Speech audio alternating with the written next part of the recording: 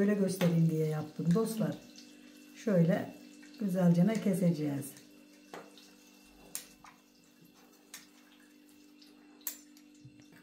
Şimdi gene yapımına devam. Şimdi ben hemen şöyle tutuyorum ve şöyle hemen alıyorum ve şöyle kaldırarak mümkün olduğu kadar. Sevgili dostlar, şimdi bir hamur yoğuracağım ama istediğiniz her türlü böreği bu hamurla yapabilirsiniz. Hatta poğaça bile yapabilirsiniz. Pişi yapabilirsiniz. Bu hamurdan çiğ börek yapabilirsiniz. Yani birçok hamurun nasıl yoğrulduğunu göstereceğim. Yani çok amaçlı bir hamur olacak. Şöyle herkes kendine göre yapsın. Ben az yapacağım. 4 bardak un yeter. Yani 4 bardak un diyorum ama benim bardağım büyük. Nereden baksan 750 gram gelir bu un. Şöyle ortasını açıyorum. Bakın şöyle yoğurdumuzun sulu yerinden aldım. Bir kase yoğurdumuzu koyuyorum. Yoğurt yerine süt konulabilir mi? Evet, tabii ki de süt de kullanılabilir, yoğurt da kullanılabilir. Bakın şöyle bir yemek kaşığı şekerimizi atıyorum. Şöyle 1,5 tatlı kaşığı tuzumuzu atıyorum. Sonra üstüne bir tane de yumurta kırıyorum. Yalnız yoğurt oda sıcaklığında olmalı. Tabii yumurta da. Ondan sonra elimi yıkayıp geliyorum. Dökmeyecek miyim heyecanı?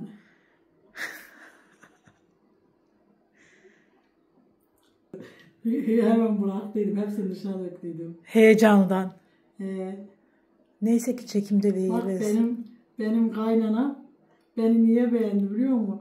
Böyle çok tertipli bir iş yapıyorum diye. Bak gördün mü? Hiç dışına döktün mü? Onu siz doldurdum. Bir daha bana iftira atma. Tebrik ederim seni. Çok başarılıydın. Şimdi bakın böyle bir çay bardağı da sıvı yağımız var. Şöyle bir pakette mayamız var. 11 gramlık. Şimdi ne zamanı? Yoğurma zamanı. Şöyle iyicene karıştıralım malzememizi. Yani ayrıyeten bir kapta mayalamamıza gerek yok. Diyorlar ki bana senin hamurun çok güzel oluyor. Ben malzemesinden kaçmıyorum da ondan güzel oluyor. Bunu herkes böyle bilsin yani.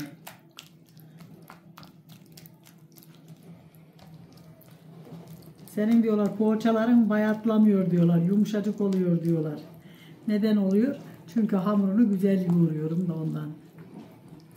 Ne demişler? Ekmek bezeden kız anadan belli olur demişler. Ekmeğin hamuru güzelse, bezesi güzelse ekmek güzel açılır. Eğer kızları da anneleri güzel yetiştirdiyse kızlar da tabii ki iyi olacaklar.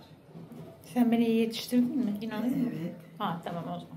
Ben kendimden emin değilim ama sen benden eminsen tamam sorun yok. Ben senden her zaman eminim ve benim tek sorunum kavgacı olmam. Maalesef o konuda ne diyeyim? Çok kavgacıyım. Babana ya. Çektin diyemem, bana çekmişsin. Çünkü gençliğimde ben de kavgacıydım. Benim kadar mı? Hayır senin kadar değil belki ama ben de kavgacıydım. Ya yok ya. Adamlar bana bir tane vursa fukara sümüğü gibi duvara yapıştıracaklar. Ama inanır mısın? İşte şuradan azıcık bana sıcak su ver lütfen. Dün dolmuşçulara kafa tuttum ya. El kol hareketi ya. Yani git şeytan dedi ki arabayı dolmuşçunun önüne sür. Çünkü durdu. Bu kim diye bakacaklar. Eğer erkek olsaydım inip döveceklerdi beni. Baktılar ki ben bayanım. El kol hareketi de yaptım. En fazla bana Allah belanı versin dedi dolmuşçu. Ben de bas bas bağırdım yolda. Allah senin belanı versin dedim. Yani şeytan arabayı sür bunun önüne. Yolu kapat. İn aşağıya. Ne diyorsun? Bıt bıt bıt bıt yap dedi. Sonra sen aklıma gelince ben efendice sustum. Sustuğum hali. Sustuğum halim, el kol hareketleriyle Allah senin belanı versin dedim. Sonra da sessizce benzinimi aldım. Hani ben kavga etmekten hoşlanmıyorum ama ben kendimi tutamıyorum. Kavga oldu mu ölümüne gidiyorum her yere. Kavga benim göbek Çünkü adım. senin baban kavgacı değildi ama bak babaannen de çok sakindi ama kendine asla laf söyletmezdi. İşte ne bileyim ya, bir yere çekmiş bir damar.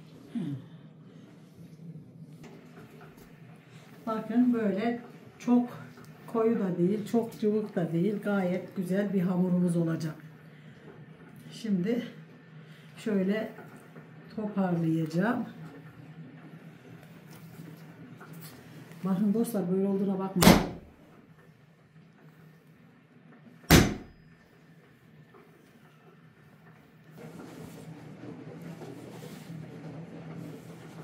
Birazcık un ekleyerek yoğuruyor dostlar. Size farklı ama çok güzel değişik katmerler yapacağız. Hamurumu yoğurdum.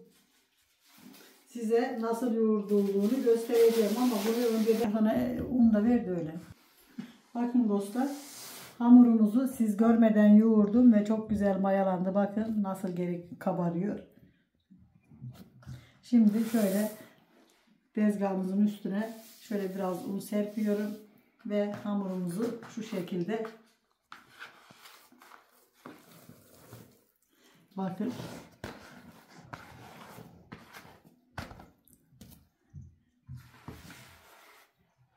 alıyorum tezgaha ve hamurumuzu şu şekilde hiç toparlamadan, çünkü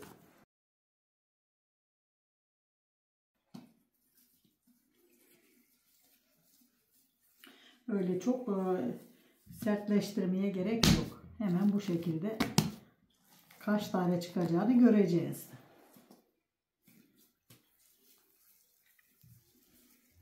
Çünkü bundan bir de börek yapacağım dostlar. Bir tane böreğimiz olacak. Şöyle önce börekliğimizi de ayıralım. Bu şekilde. Bu börekliğimiz.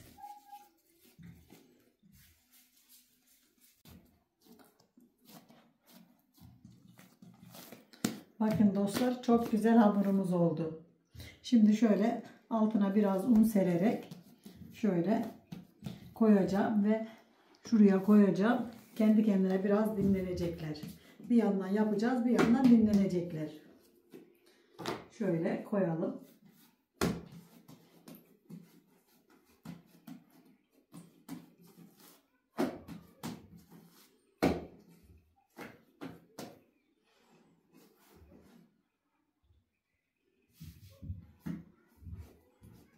Bahçemizden topladık. Çok güzel maydanozlarımız var. Tabii ki bunu ziyan etmeyeceğim. Burada dursun, onu kullanacağım. Çünkü yapacağım şeye girsin istemiyorum. Şimdi o kadar ince doğrayacağım ki incecik olur. Ne kadar ince doğrarsak o kadar güzel olacaktır.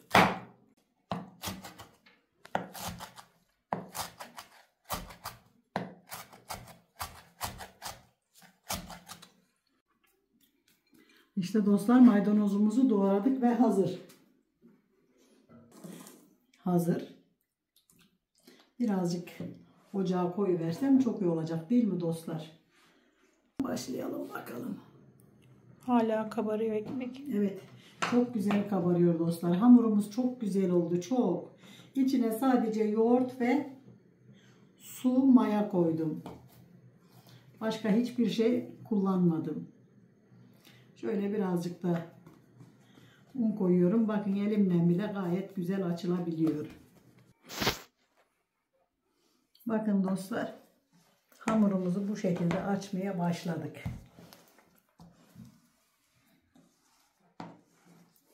Mümkün olduğu kadar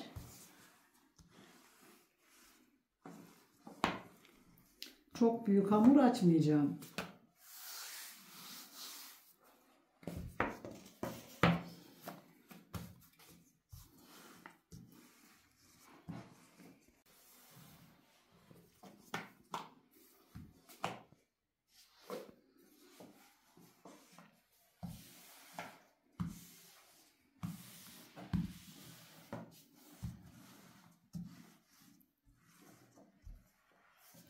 hem kolay hem de bütün ev hanımlarından bunu bayramda akşamları, gece özellikle sofrada yemelerini yapmalarını tavsiye ederim. Bir Ramazan'da yapacaklar.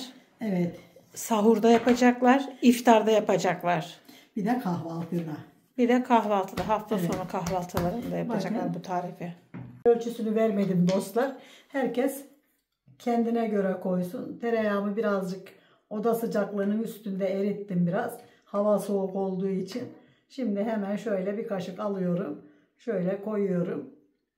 Bakın. Ve elimle her yerine gezdiriyorum. İsterseniz siz bir fırça yardımıyla da gezdirebilirsiniz. Gayet güzel olacaktır. Her halükarda, her nasıl yaparsanız güzel olacak.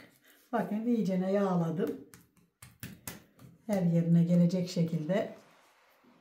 Sonra da biraz maydanozumuzdan attım bolca.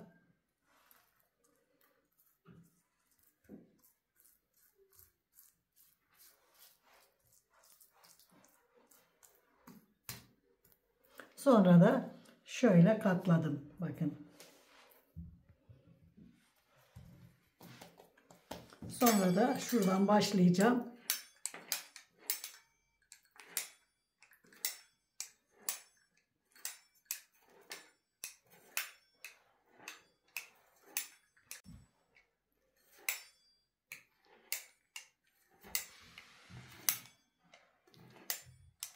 İsteyen bir bıçak yardımıyla da kesebilir. Hamur keseceğiyle kesebilir. Elinizde ne varsa.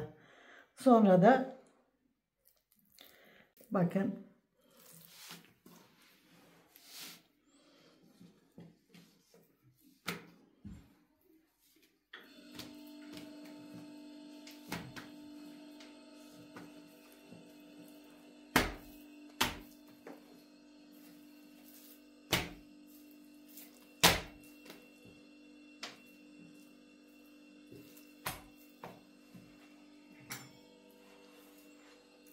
Hamurumu şöyle alayım ki güzel olacaktır.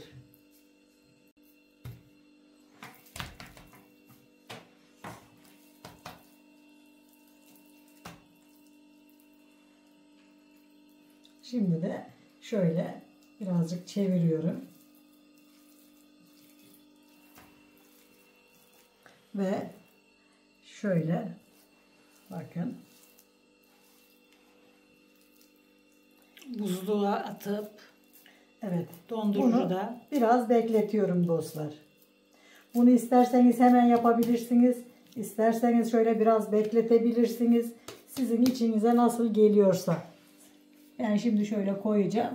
O dinlenene kadar biraz da ne yapacağım? Bunu açacağım. Böyle göstereyim diye yaptım dostlar. Şöyle güzelce keseceğiz.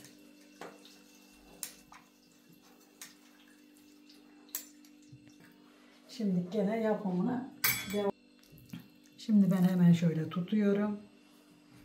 Ve şöyle hemen alıyorum. Ve şöyle kaldırarak mümkün olduğu kadar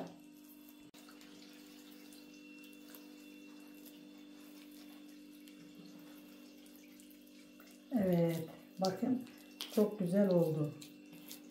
Böyle yapıp hazırlayalım bakalım dostlar.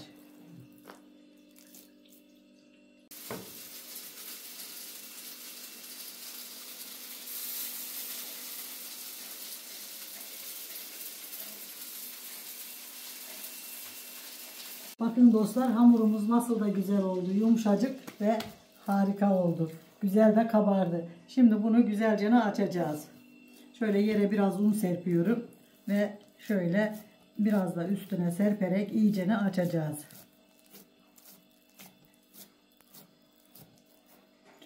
İsteyen merdaneyle açar, isteyen eliyle açar ama açılır yani sonuçta.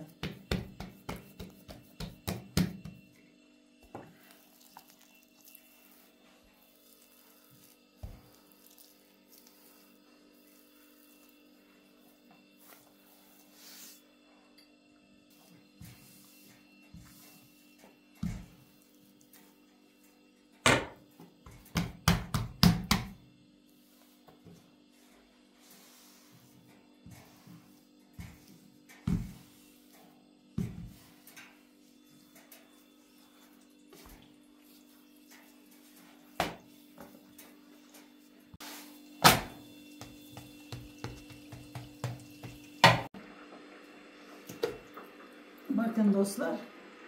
Şöyle alıyorum ve güzelce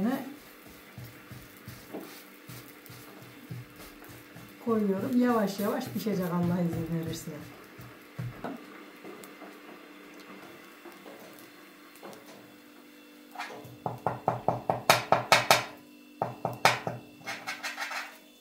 Biraz yağ koyacağım. Asıl katmer böyle olmalı. Bakın şuradan azıcık göbeğine yağ koyacağım ve yağ göbeğinden altına gidecek. Ve şöyle eczacımızın yardımıyla her yerine yağımızı sürüyoruz bakın. Ne yapıyorum? Şuradan azıcık kaldırıyorum ve yağ altına giriyor. Şöyle bir çevireyim. Bakın.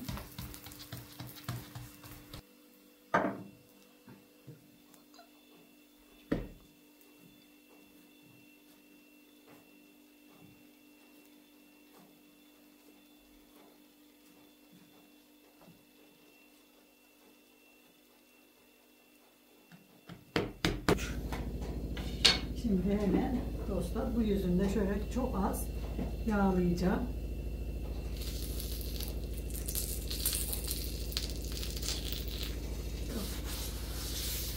Gece gündüz. Bakın dostlar. Hadi.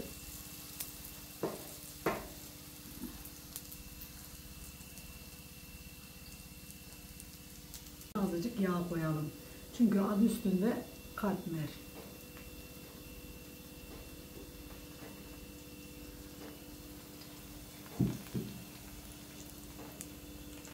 Katmer dedim miydim abi?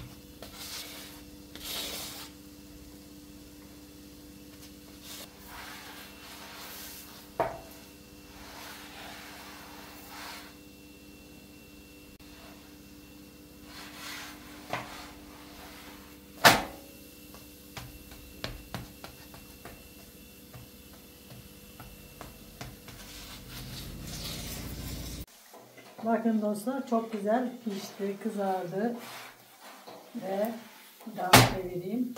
Nasıl güzel kızardığını görün. Sacımızın altını söndürdüm.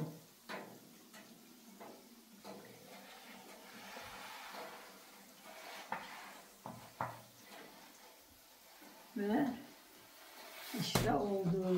Şimdi ne zamanı? Sunum zamanı. Bunun en güzel sunum hali olduğu gibi bence. Yok. En güzel hali sunum olduğu hali değil kızım. Şöyle güzelce keseceğiz. Güzelce. Siz de böyle keserseniz gayet güzel, misafirleriniz geldiğinde veya yerken çok güzel olacak dostlar.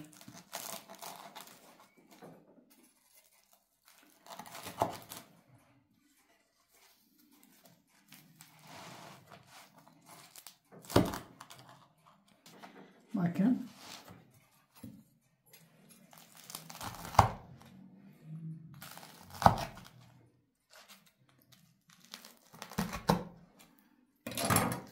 Bakın tel tel. Dostlar o kadar güzel ki tel tel yani. Bak. İncecik ve çok güzel oldu.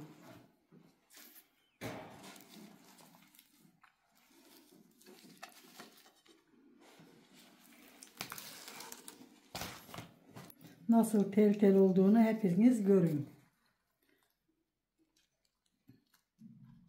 Dökülüyor tel tel. Ve çok güzel. İşte hem yapması kolay hem yemesi kolay ve çok güzel bir katmerimiz oldu.